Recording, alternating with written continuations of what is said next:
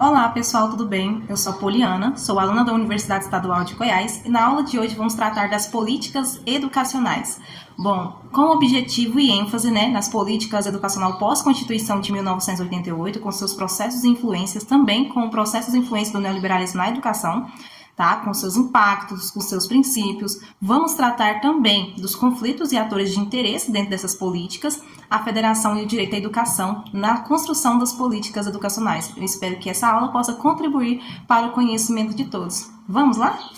Bom, pessoal, o tema da aula é políticas educacionais.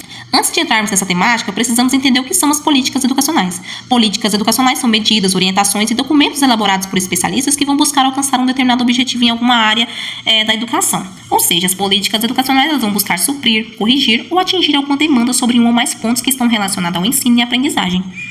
Políticas educacional pós-Constituição 1988. Então, ela definiu princípios para a educação no Brasil, visando melhorar a qualidade do ensino e reduzir desigualdades. Então, entre isso estão a igualdade de acesso, a liberdade de ensino e pesquisa, o pluralismo pedagógico, a obrigatoriedade da educação infantil e fundamental e a gratuidade do ensino médio com a universalização progressiva. Então, os princípios da Constituição de 1988 fez com que a educação ela fosse um dever do Estado, aonde trouxe esse acesso, esse aumento do nível de escolaridade, melhoria da qualidade de ensino, as reduções das desigualdades sociais e regionais, a ampliação da educação, enfim. Então, com a Constituição de 1988, a educação passou a ser universalizada, Mas houve uma trajetória histórica da política educacional brasileira, Então, aqui, Dalma, em seu livro Políticas Educacionais no Brasil, que podemos aprender com casos reais de implementação, ele fala um pouco como foi essa trajetória, Que ela foi marcada pelo atraso em relação aos países desenvolvidos e boa parte dos seus vizinhos.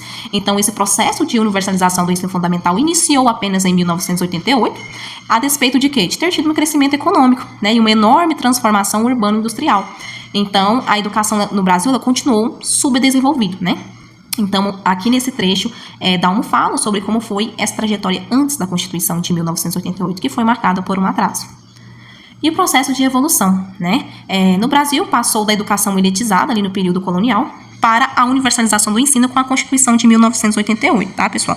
No período colonial, o ensino era restrito, ele era voltado para disciplinas religiosas e humanísticas, Mas com a Constituição de 1988, destacou-se o quê? A criação de Ministério da Educação e a Lei de Diretrizes e Bases, e os fundos de financiamento, Então, nos últimos anos, política como o Plano Nacional de Educação, eles buscaram ampliar o quê? Inclusão e a qualidade do ensino, Apesar dos desafios que persistem, pessoal? Apesar dos desafios persistentes.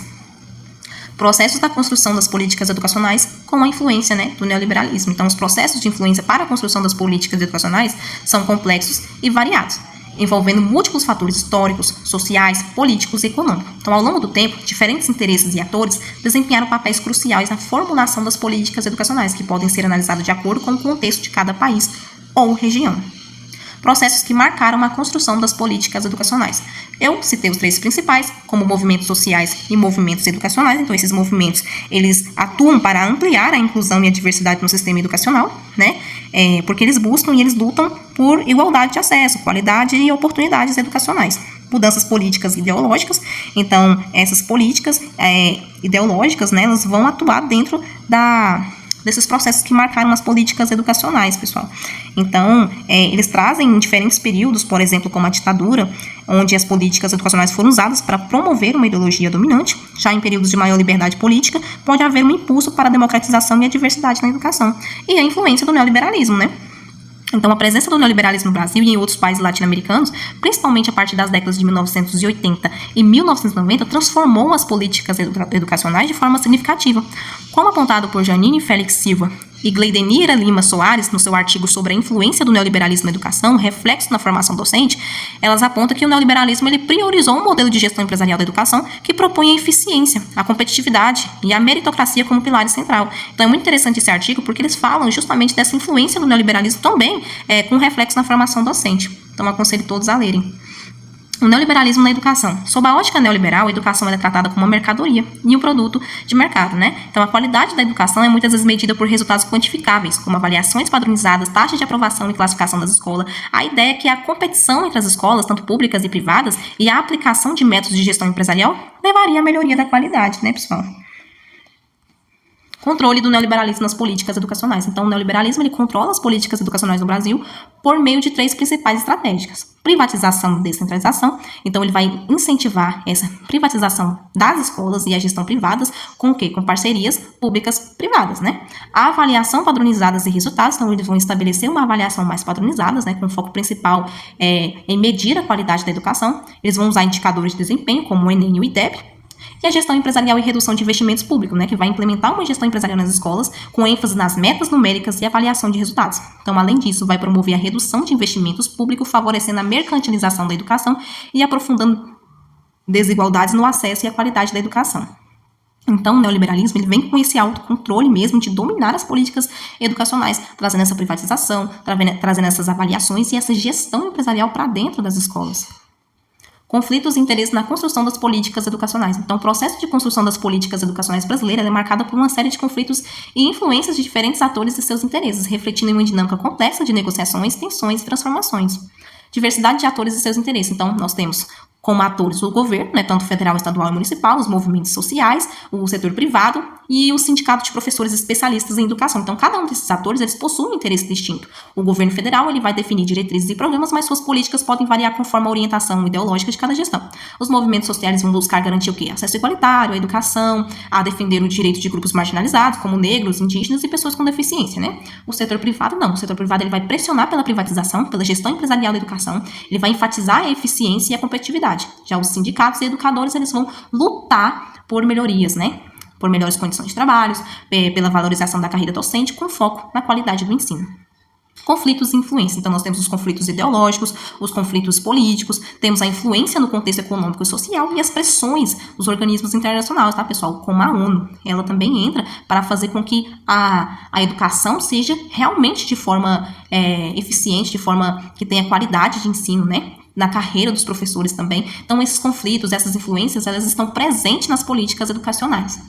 A federação e o direito à educação no Brasil. Então, a estrutura federativa no Brasil, especialmente após a Constituição de 1988, ele desempenhou um papel central na expansão e divulgação do direito à educação, pois ela permitiu um maior envolvimento local na gestão da educação e ajudou a fortalecer a democratização do acesso à educação em todas as regiões do país. No entanto, essa estrutura também gerou desafios como as desigualdades entre os estados e municípios, o que afetou, né, a qualidade e o acesso à educação. Implementação das políticas educacionais contemporâneas. Então, a federação, ao permitir que os governos locais tivessem um papel mais ativo, facilitou a criação de políticas educacionais locais adaptadas às realidades regionais, mas também impôs desafios de coordenação, de equidade. Então, a criação de fundos nacionais como o Fundeb foi uma das formas de tentar reduzir as desigualdades financeiras e garantir um financiamento mais justo para a educação em todo o país. Então, essas foram a implementação que houve nas políticas educacionais contemporâneas, fazendo com que as políticas educacionais fossem de responsabilidades compartilhadas entre as esferas do governo, né? Mas com a necessidade constante de articulação, de cooperação para enfrentar essas desigualdades e garantir o quê? A qualidade, né, pessoal? Conclusão. Bom, a educação no Brasil ela avançou com a Constituição de 1988, garantindo-a como direito fundamental. Leis e programas como a LDB e o Fundeb fortaleceram o ensino, mas o neoliberalismo trouxe desafios, né, como a privatização e os cortes de investimento. A construção das políticas educacionais ela envolve conflitos e interesses entre públicos e privados, né, pessoal, além da dificuldade na distribuição de recursos devido à descentralização da gestão. Percebe-se, então, que as políticas educacionais elas foram marcadas por uma trajetória muito grande. Desde 1988, com a Constituição, com a universalização, a educação, pessoal, ela vem passando por grandes desafios, né? Por grandes desafios ainda em questão de igualdade, em questão de acesso, em questão de universalização. Então, tem regiões do país que passam por essas desigualdades, né? Onde elas precisam de ter mais investimento, onde ainda é precário a educação. Então, esses desafios continuam persistentes, mas ela vem evoluindo, né? Então, as políticas educacionais, elas estão aí para isso, para suprir, para corrigir, para trazer, né, atingir ali uma demanda que vai estar relacionada com a educação, com o ensino, com a aprendizagem da população brasileira. Espero que vocês tenham gostado dessa aula. Então, pessoal, essa foi a aula de hoje. Eu espero que vocês tenham gostado. As políticas educacionais, elas são importantes, elas foram muito importantes com seus processos, com as suas influências, mas os desafios continuam, né? Eu espero que vocês tenham compreendido, que essa aula trouxe, de alguma forma, alguma compreensão para vocês. E até uma próxima. Obrigada a todos.